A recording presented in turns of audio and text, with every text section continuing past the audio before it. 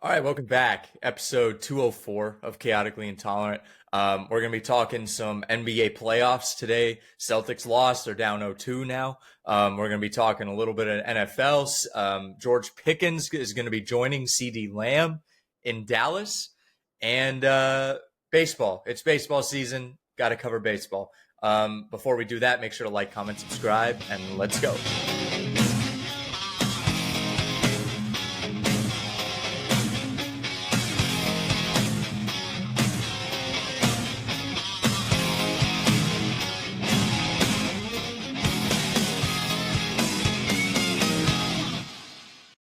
All right, Mike. So let's talk NBA playoffs. Let's start there. I actually want to talk about the Nuggets. I want to talk about the Nuggets game 7.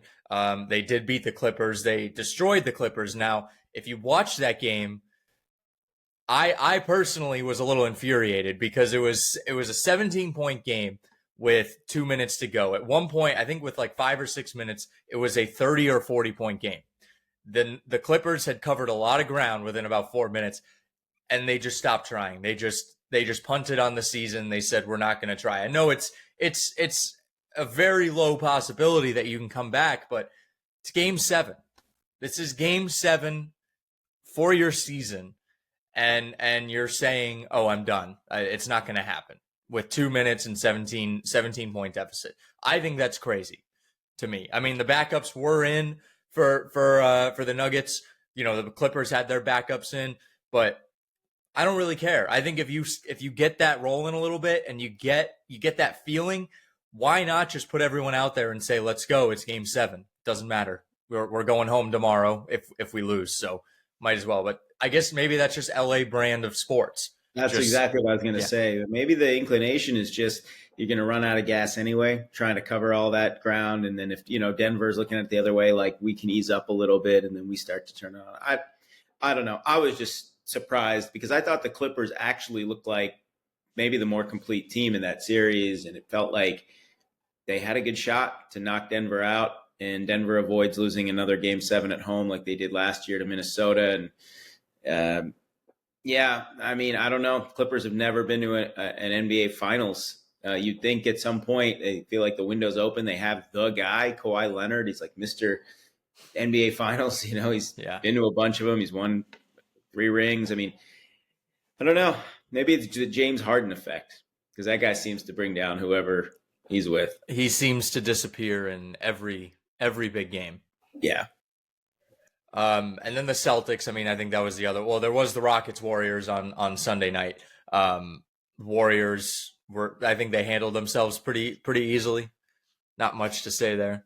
Well, without Steph Curry, sometimes teams play better without their star player. It's hard to imagine in the long run that's going to help the Warriors. But you have guys like Buddy Hield stepping up, and obviously the Jimmy Butler trade makes them a more dangerous team. I don't know. I mean, this is Minnesota sports. They choke almost as much as the Clippers do. They didn't shoot well. They're still favored. They're heavy favorites tonight. I just think the Warriors, they can play this underdog card, which they've not been able to play very often. They're a 7 seed, no Steph Curry. They're up 1-0. It's, they already have a lead in the series. They only need to split 6 games from here on out. So I don't know. I don't think that's a shoe-in for the Timberwolves. And Curry, it says, is out about a week. So maybe if the series goes 6 or 7, he's back. They win 1 or 2 without him. Yeah, it's a lot of. I think all the pressure now is on Minnesota, and you know how Minnesota teams respond to pressure. Yeah, I think it's always the pressure is on Minnesota, even when it's not, even when it shouldn't be. It feels like the pressure is on the Vikings or the Twins or the Timberwolves to succeed. And the Wild, do they even exist? I guess the Wild do exist as a team. They had they played kind of tough there against the Knights for a bit, and then lost in 6. Yeah. Predictably.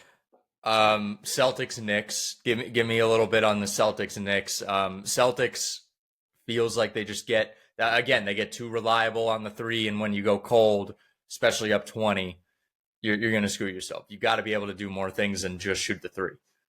Yeah, I mean, I thought in the beginning they had a little more of a concerted effort to play, a more complete brand of basketball. I had a very strange prediction to friends I was watching with. I said, they need to be up 10 or more at halftime. If they're up by less, they're going to lose. They were up 9. They lost by 1. I didn't realize I was going to be so spot on. Celtics have had some trouble with big leads this year. I mean, overall, you look at their record, they were 61-21. You'd say they had a great season, but they at times really let down. And again, shooting the three, it lets teams come back. I'm surprised because defensively, I think the Celtics are a good team. And generally, teams that are good defensively have an easier time holding on to leads. But give the Knicks credit. I mean, give the Knicks a lot of credit to be able to do that 2 games in a row on the road. They're 5-0 away from Madison Square Garden. And I don't know. I mean, it's weird. The last time the Celtics won the title, the next year they lost in the second round to the Orlando Magic, the Dwight Howard-led Magic. And maybe there's just that sense of we did what we needed to do. We got that monkey off our back. We got our title. It's hard to say. Missoula under some heat. He didn't call a timeout at the end. I don't know how the guy can be in there. I mean, he just won a championship. I mean, I thought that in Boston, that's the NBA. I mean, they fire guys like that. Right. And I guess that it doesn't buy you as many years as it does in other sports because it's 5 men on the court at the time. You're expected to be able to continue a level of dominance. And the Celtics were dominant last year. They were 16-3. They didn't lose a single road game in the postseason until game 4 of the NBA Finals, which was their last road game. But I think if you're a Celtics fan, you got to feel good. Still, you got to feel positive, I should say, for a couple of reasons. 34-9 on the road this year, including the postseason. No problem playing away from the Garden. It's actually been the Garden that's given them more trouble in the postseason in recent years. 2, you've been able to build a 20-point lead 2 games in a row. I know you didn't hold it, but they're clearly good enough. They clearly have, I think, the superior talent overall. And 3, if you believe in the power of Vegas and their perception, the Celtics are about even money, maybe a very slight underdog, down 0-2 going on the road. So clearly Vegas, the bookmakers, they feel that the Celtics are still the superior team in terms of ability and talent, explosiveness. They're 5.5-point favorites in game 3. I don't think the series is over by any means. I think if the Celtics lose game 3, no team has ever come back from 3-0 in the NBA. The Celtics almost did it against the Heat 2 years ago, but then fell flat in game 7. So it does feel like game 3 is the game for Boston now. Have to at least guarantee that the series goes back to the Garden. Yeah, and then another series that's 2-0 right now, Pacers, Cavs. I think everyone even at the beginning of the year, halfway through the year, it all felt like the Celtics and the Cavs were on a collision course into the Eastern Conference Finals, and suddenly we're sitting here and both teams are down 0-2. Yeah, well, who played in the Eastern Conference Finals last year? Celtics and Pacers. Right. So Pacers got hot. Pacers got healthy. Cleveland sports, they do this too. I know the Cavs won it in 2016. I think Indiana's coming together at the right time. Halliburton's a big-time player. Siakam's been on winning teams. I mean, Indiana's dangerous. I think Cleveland's in a lot more trouble than Boston, just because I don't know that the talent is superior. I think there have been questions about how good the Cavs really are now going on the road. But I cannot believe, I don't know if it was the same day, maybe it was the day after Kenny Atkinson, great coach, named Coach of the Year. And that was one of the worst fundamental breakdowns at the end of a game that I've seen in a postseason game, especially by a 1 seed that the Cavaliers had. The horrible inbounds pass, I could just see it coming. Like he's just gonna flip it up. It's gonna be turned over, and then they give up the box out on the free throw, which then leads to an offensive rebound, which then leads to Halliburton getting a shot. They didn't ISO on Halliburton on that shot. It was just a complete fundamental breakdown at the end of that game for the Cavs, and you cannot do that. When you get to this point in the season, coaching, fundamentals, preparation, that all comes into it. And I was surprised to see the Cavs really just mess that up the way they did. But again, like I said with the Knicks, credit to the Pacers. They've gotten hot. They've gone on the road. They got game 1, which puts the pressure on the Cavs in game 2, and they kept it close. These teams just, you hang around, you keep it close enough, you chip away. That pressure does start to build, especially when you're the team that's supposed to win, like Cleveland and Boston. I'm sure Boston started to have it creep into their mind last night that like, oh no, we we can't do this again. I mean, we had a 20-point lead again, and it's getting close. And the Cavs probably thinking the same. I don't remember exactly what the lead was, but I think it was double digits at one point for sure. And thinking like, oh no, I mean, we can't afford to lose this. We're down 0-2. And so it's kind of the beauty of sports, the beauty of the playoffs. It's really the great equalizer is that sometimes, the underdog team has a chance to sort of set the tone in the series. And then when they do that, it really changes the dynamic. Yeah. Yeah. Let's move on to football. CD Lamb will be adding George Pickens to the opposite side of the field in Dallas. Jerry Jones finally makes that, I guess, big move that actually feels like it's going to improve their team rather than just filling a random hole. Yeah, I mean, sure, offensively, like the Cowboys over the years, I feel like it's not so much the offense it's cost. I mean, obviously the quarterback has been a problem at times. I like it. I mean, Pickens is very mercurial. It kind of fits in with the Cowboy personality. It's a little bit like Raider-esque, like just win, baby. I mean, I'm not saying Pickens is like a bad guy or anything, but there's been a little bit of that. It feels like mentally his game is not up to par a lot of the time. He's not, playing up to his potential, but yeah, I mean, great to have another big threat on the outside. I think it makes the Cowboys exciting. I mean, they got to do something to respond to the Eagles. They're clearly an inferior team to Philadelphia and Washington right now if they want to compete in the NFC East. So, yeah, I like it. And the Steelers have DK Metcalf, and they probably felt like they didn't get what they wanted to out of Pickens, and they're going to sign Aaron Rodgers after the schedule release so that they don't get too many primetime games. That's the rumor. So, yeah, good move for Dallas. Yeah, Pittsburgh Steelers are just bolster. I think they're finally somewhat going into the rebuild. I think they're somewhat embracing it because they're going to have 12 draft picks, I think I saw next year. And it's refreshing. It's refreshing to see them finally say, okay, we may not be a great team this year. Mm-hmm. It's weird. The Steelers are never not decent. Tomlin, they'll be 8-1 or better. They're not going to be 8-1. They're not going to be horrible this year by any means, but I don't think we're going to go into this season like on week 1 and say, okay, the Steelers, if they hit the right button, they'll be a threat. Maybe they'll go to the playoffs. I don't even think we'll see that. I don't know. I think they're going to be in the mix. They're going to cause problems. They'll get their wins where they need to get them. They'll probably get off to a good start to build up enough of a cushion so that they can have their usual late season swoon and then get blown out in the wild card round. It's fine with me. I'm enjoying that trend. Yeah. And then, we'll stay in the NFC East. Washington has officially announced they're going to be building a stadium in D.C.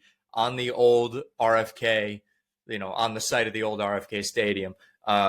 You kind of live in the area. I will be up there pretty soon, so that's pretty exciting. I think we're going to have an NFL draft in D.C. as well. It's what I'm hearing. Yeah, good. I'm glad. I mean, RFK had a lot of great memories, but that place is, I mean, it's in ruins now. I can't even remember if they've already demolished it or not.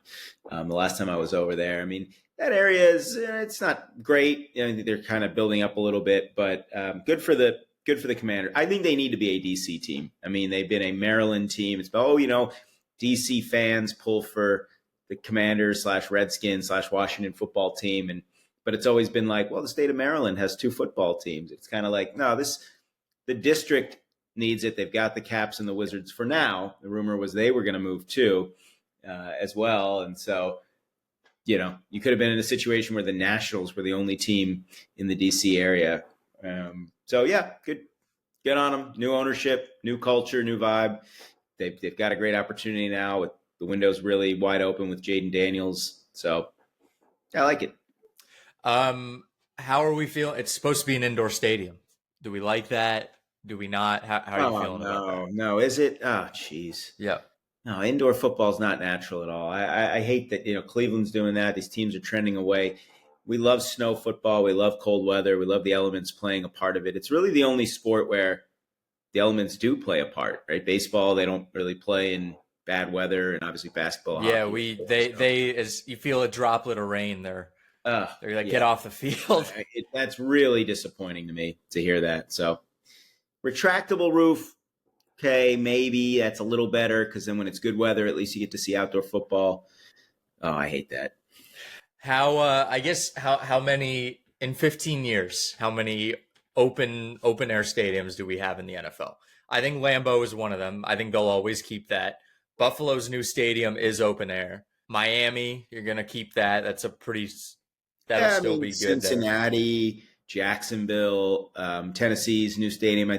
Is Jacksonville because Jacksonville's building the new one, or are they renovating? Oh, that I don't know. I thought Tennessee. I know they're building a new one. I don't know if it's That's gonna be in. I think that's that's gonna going to be be at indoor. least a retractable roof. Denver will always be outside. You always have teams having to suffer in the altitude. The Chiefs aren't going anywhere. I mean, they had talked about it with the Chiefs, I think, for a bit. Obviously, ridiculous that LA, with their perfect weather most of the time, doesn't have a team. I mean, I think the Niners will stay outdoors. Seattle, so they can have although the 12th man would be louder indoors. I can tell you that. Yeah. Because I went, the one game I went there, I was sitting in the upper deck and I wasn't blown away by like the level of noise there. So it's like, I don't know. The New Orleans was a lot louder because the sound just bounces off the walls there. Carolina will stay maybe half. If I'm just guessing, maybe Tampa, like Miami, they're still outdoors. Philly, they're not going. I think they're discussing renovations for Raymond James as well. Oh, jeez. But who knows? Maybe they'll keep it open air. Maybe they'll do the Miami thing where they kind of have that open air. Yeah, well, Dallas used to have that. What was the old expression, that the hole in the roof so God could watch down on his Cowboys. And I'm really just grateful I got to go to a lot of these older stadiums before they went by the wayside, because to me, there's just no, for someone who's been to so many of these stadiums, I have very little interest in going to any of these new cookie cutter parks. To me, they have no character. I always wish I had gotten to go to the old Mile High. I mean, the new one's very nice, but I wish I had gotten to go there, and Three Rivers and Riverfront, and So I miss those days. But it just feels like it fits in with 2025 football. Yeah. Well, just shout out the guys that actually won the award. I want to shout out the guy that the Orioles made the stupidest trade on the planet for, which was getting rid of Kyle Stowers and Connor Norby for Trevor Rogers, who's not with the Major League club. Just an awful black mark on Mike Elias. And Riley Green got the AL award. But I want to give it to, we were talking about DC, I want to give it to Mackenzie Gore, who has racked up now 4 straight quality starts. He leads the league in strikeouts. He's got 36 of them over his last 4 starts. 6, 6, 6, and 5 as far as innings. Pitched really well. Not really well, but it's solid against the Phillies with no walks, even though they lost that game. I think for the Nats, that was part of the big the Soto trade. That was, and it's nice to see him kind of developing potentially as an ace. So I'm going to give it to him based on a couple of good starts. I know Max Fried is still dominating, but I'm not giving it to another Yankee. I'll go with Mackenzie Gore. Yeah, I'm going to go with Robbie Ray. 1 hit over his last 2 starts, 13 strikeouts, 0.69 ERA and WHIP.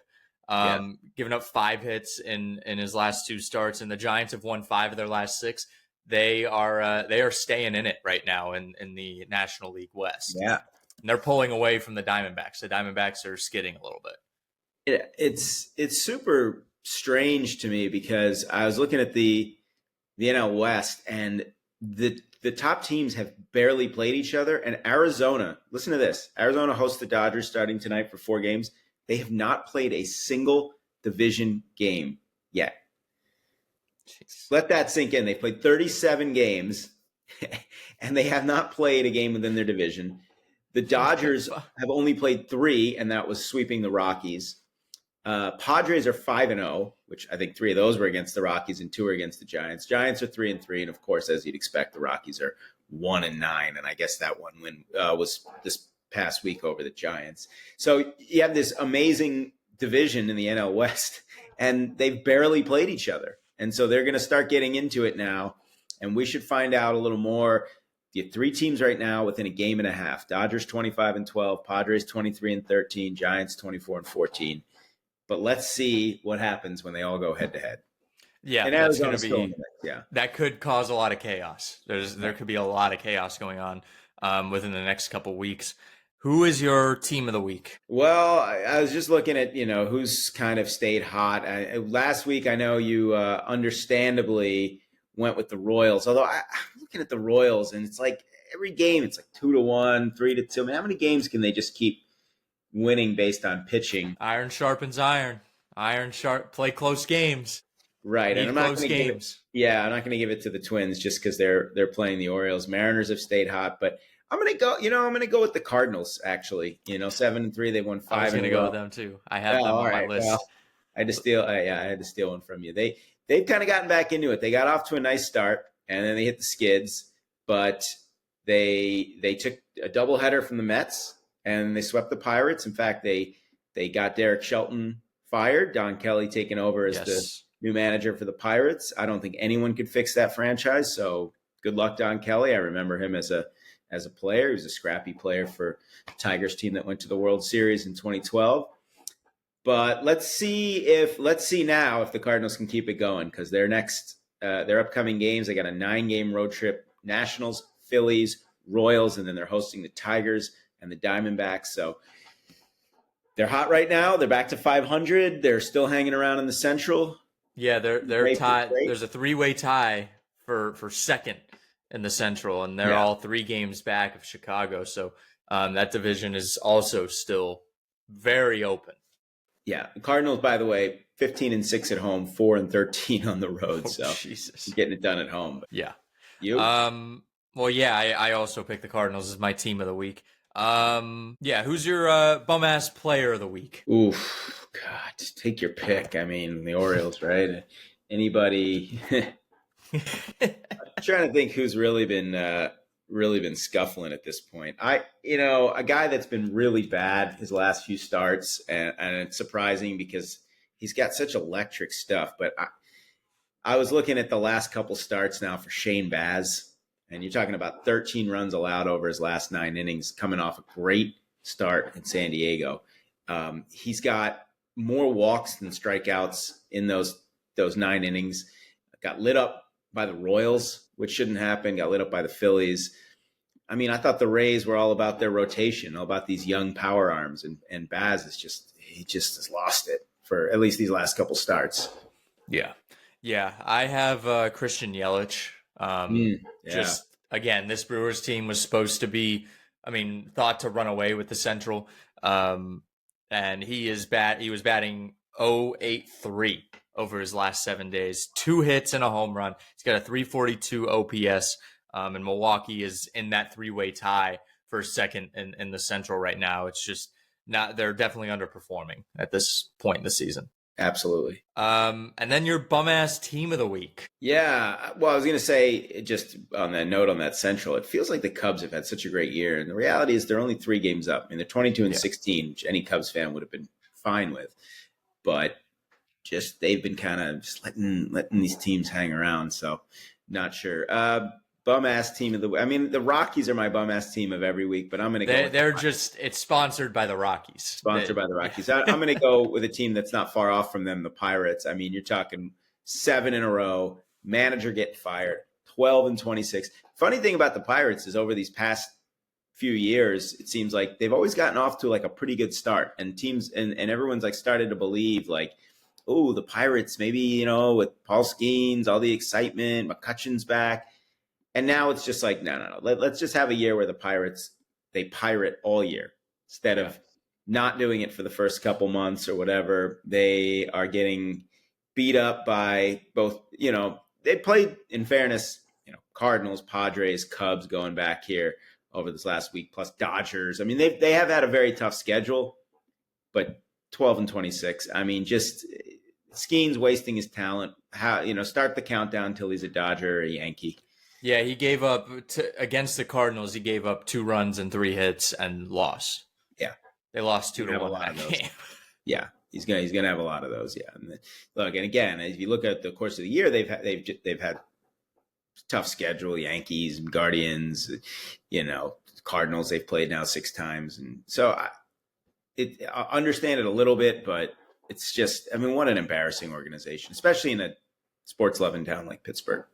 Yeah, they were also my team, bum ass team of the week. Yeah. 7 straight losses. They're 10 games back in Chicago now. I mean, it felt like they were still a little in it just last week, and now it feels like they're pretty far down. They're in Rockies territory at this point. So flipped like that. We got to start being on Rockies record watch. I mean, now 6-28. They've got a doubleheader today. It's exciting. Oh, 6-29. I'm sorry. They got a doubleheader against Detroit today. They took them to extras last night. See, this is like, you look at Detroit and they're hanging on to the Central. They have to win both. They have to win all 3 of these games. Yeah. And the Rockies, pace wise, with a 171 winning percentage, they're on pace for 28 wins. That's not going to be that low, but it's incredible. Sure? I'm not sure, but and then your surprise player of the week. Well, I was surprised that Dean Kramer had a great start his last time out for the Orioles. That was nice to see. But unfortunately here, I do have to go with a Yankee, and that's Trent Grisham, who seemed to come up with some really big hits this year. Had a game-tying home run last night.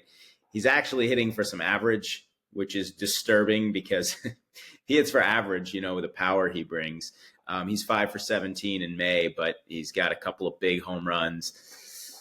And he was just totally lost, overmatched at the play, especially against lefties. But he's having a big year. I mean, he overall, what has he got? 10 homers this year? Is that right? Yeah, 292 with 10 homers. As if the Yankees need another guy with power. I know. Well, especially in that little S. Yeah, especially as a lefty at Yankee Stadium.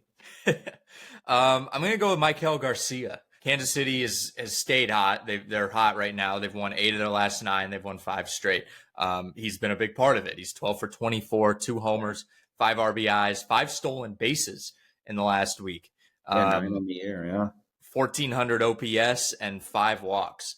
He's been a big part of it. And this Royals team, I mean, we said it. We were a little worried about him. They had a little bit of a tough start, but it seems like they're finding their footing, in the time that matters. You look at April and you say, okay, it's April. It's the beginning of the year. Now you get into May, you want to see teams starting to take shape and take form. That's why I think I'm a little worried about the Red Sox now, and you're obviously very worried about the Orioles. But the Royals feeling good right now. I'd say the Royals are feeling pretty good. Well, they need somebody besides Bobby Witt. Offensively, right? They can't have one guy carry the offense. So pretty key for Garcia to hit well for them because as a team they're only hitting 239. So they need somebody else to step up. Yeah. And then give me a little bit more on the Orioles, state of the Orioles. It's just, the pitching is bad. The offense honestly isn't that much better. I mean, we knew this year that they had to improve on just being a team that relies so much on power. Their 2 leading home run hitters are not 2 guys you would necessarily expect, Cedric Mullins and Ryan O'Hearn. I really like Ryan O'Hearn. He's been really great and clutch. He's been their best offensive player this year by a pretty good margin. But they can't, with the way their rotation's going right now with Povich, and Morton actually didn't pitch terribly. Kramer pitched well his last start, off to a solid start today. And Sagano's pitched well, but when you have 3 stud guys on the IL, and I mean studs, Kyle Bradish is a true ace. Grayson Rodriguez could be. Eflin's a mid to front of the rotation, but very consistent pitcher. Again, it's just also looking at some of these young guys that have not broken out, or the guys that they counted on. Gunnar Henderson, slow start for him coming back from the injury. Rutschman 212. He was under 200 the second half of last year. Mountcastle 205. Kerstad 222. They kind of had hopes for all these young guys, to step up, and none of them have really emerged, at least this year. Westberg at 217. The average as a team hitting 226. They're just not getting on base. They're not generating offensive opportunities. They're still waiting for big home runs. And when you do that, combined with a starting staff that just cannot seemingly ever get a really good start, it's just not a recipe for success. And then they're slipping fast. They're 13-22. So it's getting more worrisome by the day now. You're almost to the quarter pole of the season. And, you're looking at being double-digit games under 500 at that point, and even in the AL East, I think it's just going to be too much. Yeah. Red Sox wise, I mean, this is a team they're playing 500 ball again, Right. and they've been playing 500 ball for the last 4 years, essentially. I mean, 21, but 22 through 24, they were essentially a very average baseball team, and we knew they were an average baseball team because you looked at the roster and you said you got a lot of young guys, you got a lot of just this is an average roster. Now you come into the season, you're expected to win the division. You have a good roster. This roster has the capability to do what it needs to do, but they're not hitting in high leverage situations. I think they have more home runs in the first inning than they do all like the last 3 innings on average, or just the total number from the 7 through 9. It's less than the first inning. They're just not they kind of shut down towards the end of games. I mean, if I told you that Alex Bregman would be having arguably an MVP year, you have a healthy Trevor Story who's hitting the ball how you expected him to. You have a renaissance from Aroldis Chapman. I mean, he's hitting 104 through a 104 mile an hour pitch the other night. You have Garrett Crochet, who maybe he's not throwing his best stuff, but he's still only giving up a run or two in each of his starts. You have Christian Campbell wins Rookie of the Month in April. Brian Bayo is I mean, he's pitching today, but besides, if you only showed me that start against Seattle where he gave up like 3 runs in the first or I'm sorry, only gave up a run, but he struggled to get guys out, I would have told you, oh man, it's another struggling Brian Bayo year, but he's actually doing really well. He's playing very well. All of these things, everything's coming together, but they can't win. They can't win ball games. Then you lose Tristan Casas for the year. I mean, possibly next year. Who knows if we even see him in a Red Sox uniform again? Torn patella tendon. You're not coming back anytime soon. You would have thought maybe that injury, while it sucks, that would have made it easier on some decision making for you, but it really doesn't, because do you want Rafael Devers playing first? Because Roman Anthony, who's sitting in AAA right now, is not a first baseman. You're not going to move Willier down there. You're not going to, I mean, who are you going to put at first base? There isn't, I mean, even Romy Gonzalez, who would have thought to be that first base solution, he got hurt last night, or maybe it was Tuesday night. I can't remember. There's a lot of question marks right now, and you go into May and you're not able to hit the gas. That's going to worry a lot of people. And again, we've seen this time and time and again. It's not like they were really good last year and then they're just kind of getting a real slow start and you're struggling in May. This is a repeat of the exact same story we've seen over the last few years. So it's not encouraging. I'm not encouraged now. I'm a little disappointed as a Red Sox fan. I think most Red Sox fans would agree. But again, this is a underwhelming American League East where if you have a good week, you're sitting right at the top with everyone else. And this team, I think, I don't know the exact record. I think we're like 4-9 or 5-9 and 1-run ball games so far. You have to be better than that. 1-run ball games make or break your season. I think, was it like 2 years ago that the Padres hadn't won a 1-run ball game until September, and they ended up missing the playoffs by like a couple games?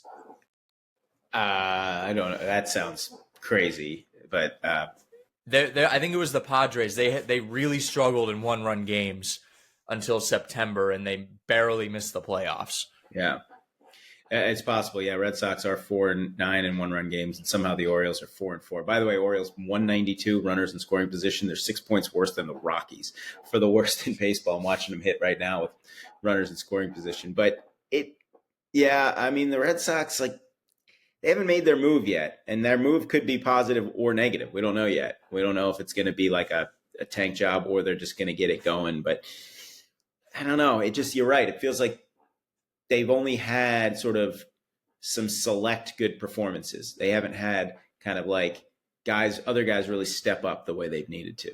But yeah, Bregman, I mean, can't fault that signing and can't fault Chapman, They made some, and obviously getting Crochet. I mean, their offseason moves have been good.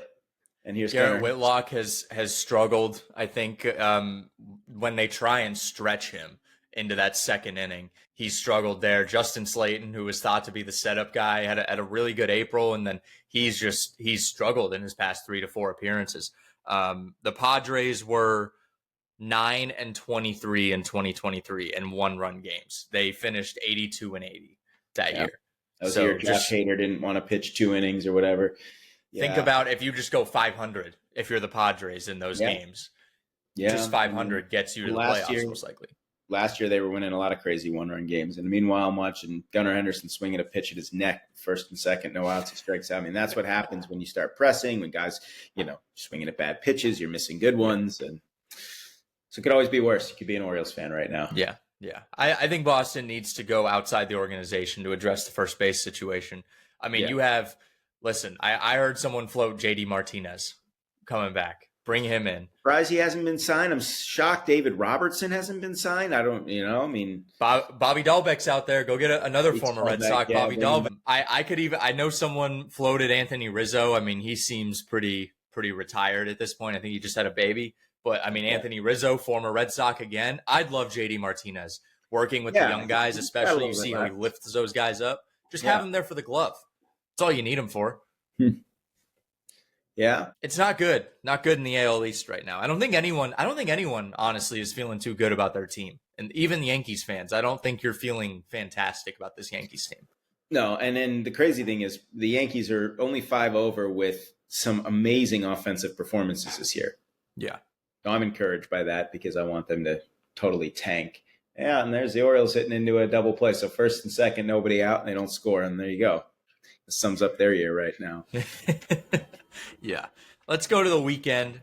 Starting in Pittsburgh, Braves and Pirates. I think this is a great opportunity for the Braves to just beat up on the Pirates. Yeah, new manager bump, though. We'll see. I don't know. That's true. We forgot about that. Does that happen in baseball as much as it happens in football? I don't know if they rally like that.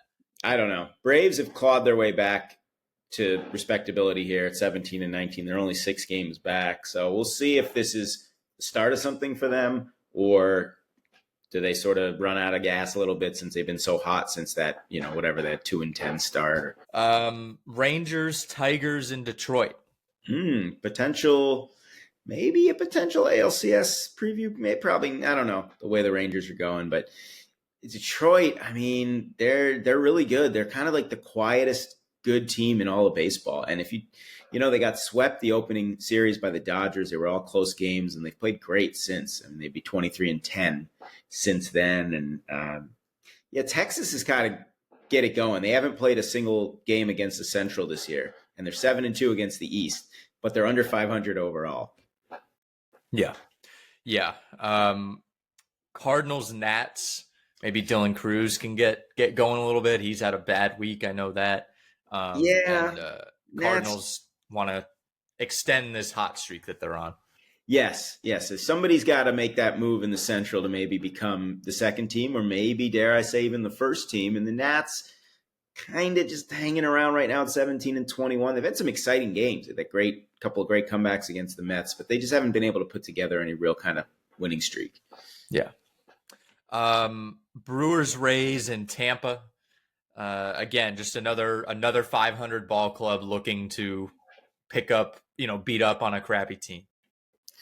Right. I mean, the Rays are hard to figure out. They swept the Padres in San Diego. They come home, quote unquote. Right. Well, playing in Tampa, home, and then they lose. They're 9-15 at home, 7-5 on the road.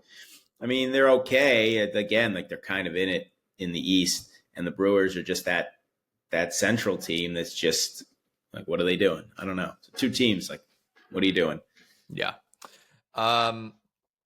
Cubs, Mets in New York, a big series. This is an exciting one. Yeah, Cubs, Mets, that will be good. 2 first-place teams. Mets, came back to earth a little bit here, 5-5 in their last 10, but they've got the best run differential in the National League. Cubs have cooled off a bit, also 5-5 in their last 10. Had lost a couple in a row. Second best run differential in the National League. So this will be fun. 10 years after they met in the NLCS. Yeah, I think this is just a good test for both teams. I think these teams are you're kind of questionable on them. You don't know what to expect, and this is a good early test to see what they're made of. Phillies Guardians in Cleveland. The Phillies and Guardians have both been very hot. Right, Phillies are 8-2 in their last 10. Guardians 7-3. Guardians somehow still doing it with a -14 run differential. Phillies have been very average on the road this year and average against over 500 teams. Same can be said for the Guardians. Yeah, let's see who stays hot. Red Sox Royals in Kansas City. It's another big one. Speaking of hot, right? The Royals are rolling 5 wins in a row. I got another one against the White Sox today. Then the Red Sox. I don't know. I mean, can the Royals just keep this up, winning these kind of low-scoring, close games? Yeah, the Red Sox need to hit. They got to hit the gas at some point. You got to hit the gas. This is a good series to do it against. Really shut down a hot team. Where was I at? Marlins White Sox. Do we have to play this? I don't even care about this series.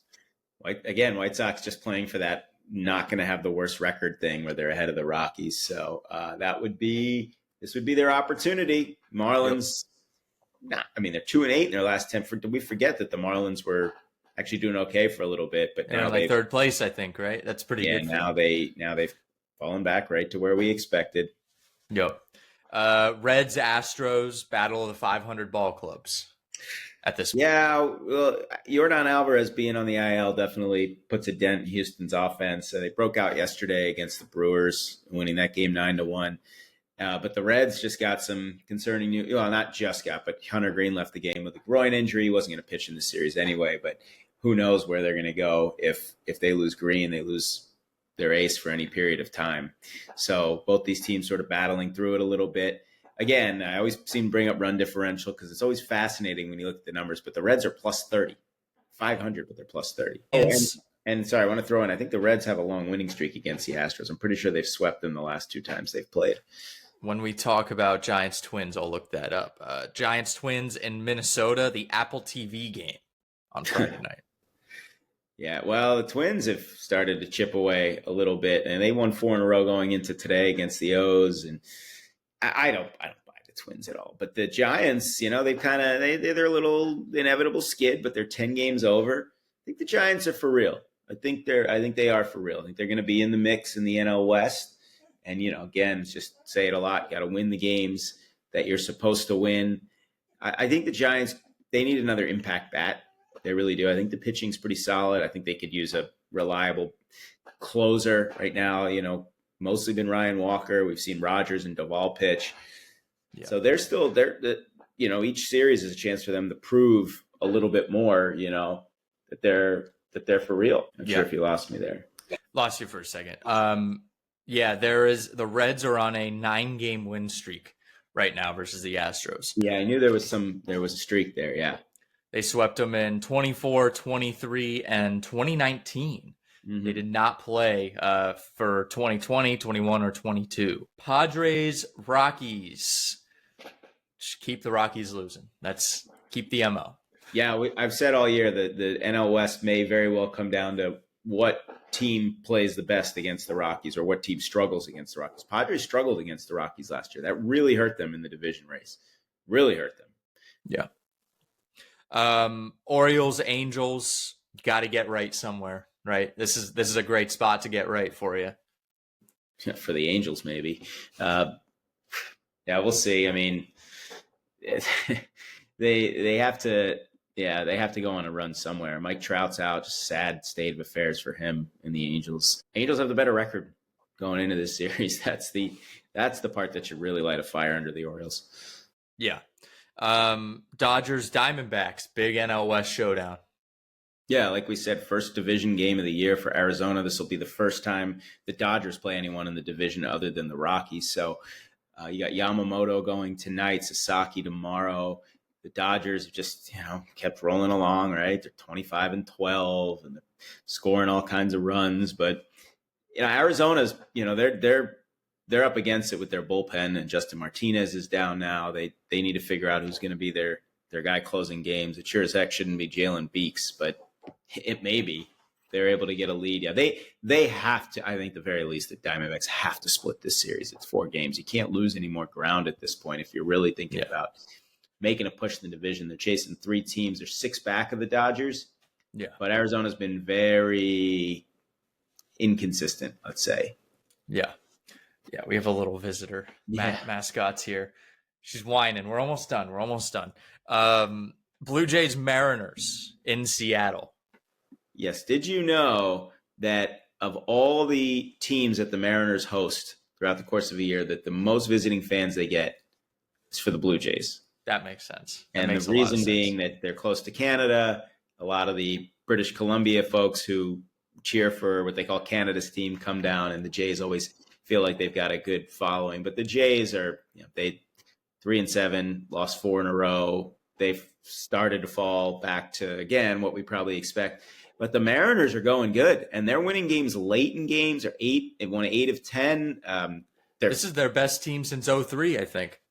Maybe. And this is the best offense they've had in a while. I mean, the fact that they're scoring runs, we don't know if they'll keep it up, but they are scoring runs, and they're going to have to probably keep scoring runs, because right now with Logan Gilbert, his injury, they're not sure. He's got a grade 1 flexor strain. Bryce Miller hasn't pitched the way he's capable of yet. The rotation is not, and they're waiting on George Kirby to come back. So the Mariners, they may be a team that has to score more runs than they even expected to, because the area that they thought was going to be their bedrock, Brian Wu had a rough start yesterday, although he's been pretty good. Castillo's been solid.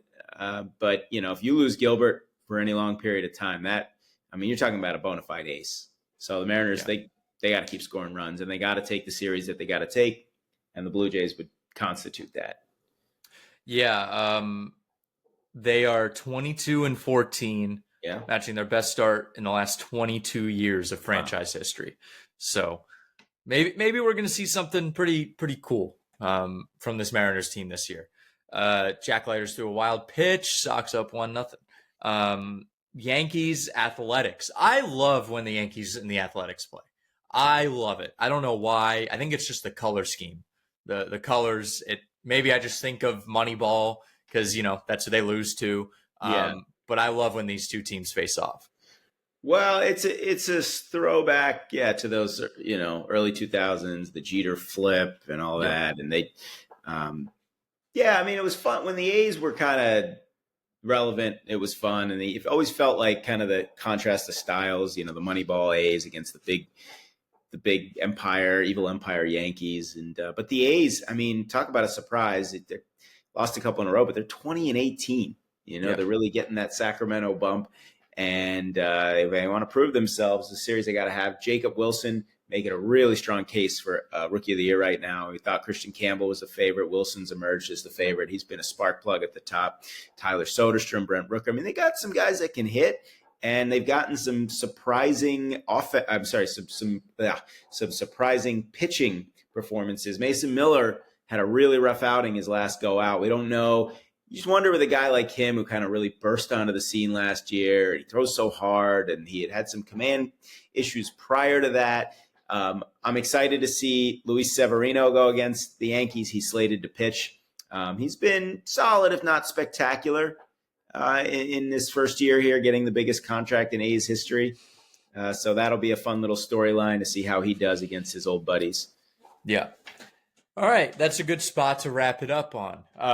Make sure to like, comment, subscribe. Check next week. We're going to be doing a little of our own schedule release, NFL schedule release. Maybe we'll make it the whole episode. I don't know. We'll see what we want to do.